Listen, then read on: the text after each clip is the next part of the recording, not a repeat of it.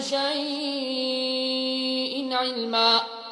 أفلا تتذكرون وكيف أخاف ما أشركتم ولا تخافون أنكم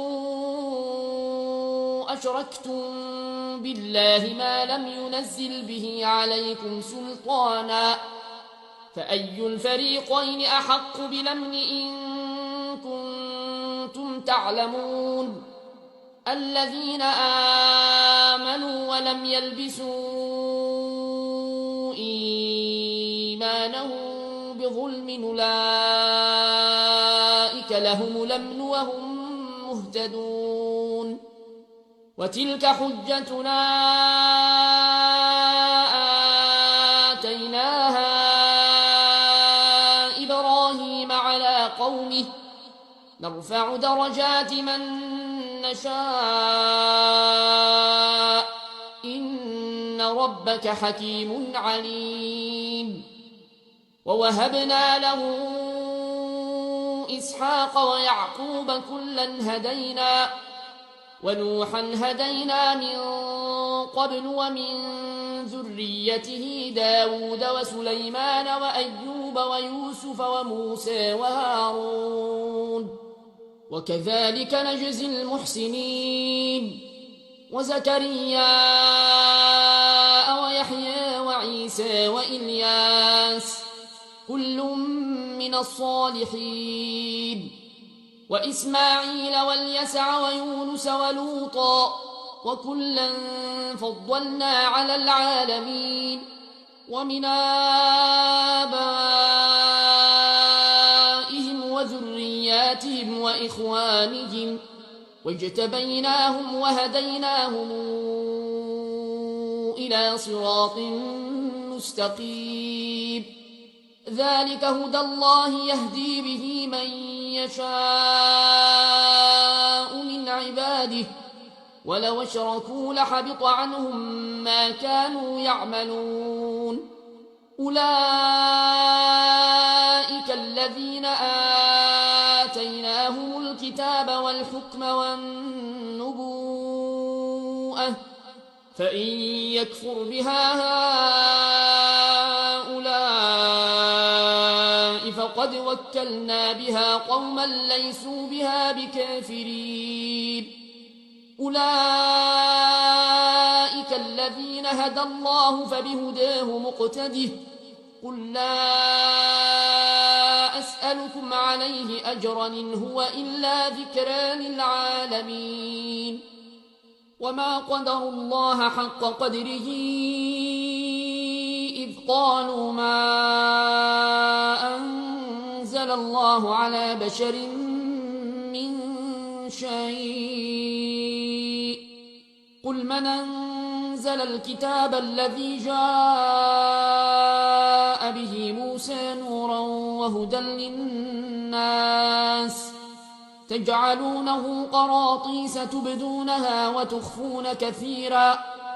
وعلمتم ما لم تعلموا أنتم ولا آباؤكم قل الله ثم ذرهم في خوضهم يلعبون وهذا كتاب أنزلناه مبارك مصدق الذي بين يديه ولتنذر أم القرى ومن حولها والذين يؤمنون بالآخرة يؤمنون به وهم على صلاتهم يحافظون ومن أظلم ممن افترى على الله كذبا أو قال أوحي إلي ولم يوح إليه شيء ومن قال سأنزل مثل ما أنزل الله ولو ترى إذ الظالمون في غمرات الموت والملائكة باسطوا أيديهم أخرجوا أنفسكم اليوم تجزون عذاب الهون بما كنتم تقولون على الله غير الحق وكنتم عن آياته تستكبرون ولقد جئتمونا فرادا كما خلقناكم أول مرة وتركتم ما خولناكم وراء ظهوركم وما نرى معكم شفعاءكم الذين زعمتم أنهم فيكم شركاء لقد تقطع بينكم وضل عنكم ما كنتم تزعمون إن الله فالق الحب والنوى يخرج الحي من الميت ومخرج الميت من الحي ذلكم الله فأنى توفكون فالق الإصباح وجاعل الليل سكنا والشمس والقمر حسبانا ذلك تقدير العزيز العليم وهو الذي جعل لكم النجوم لتهتدوا بها في ظلمات البر والبحر قد فصلنا الآيات لقوم يعلمون